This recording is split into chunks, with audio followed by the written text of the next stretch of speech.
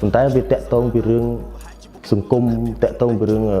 social media ដែលវាបំពុលដែលវាអីចឹងទៅហើយដល់ពេល concept ដែលយើងបាននិយាយគ្នាថាថតមិនខ្លះវាខុសវាឆ្កុយពីអា draft ចាស់ draft ទី1ហ្នឹងអញ្ចឹង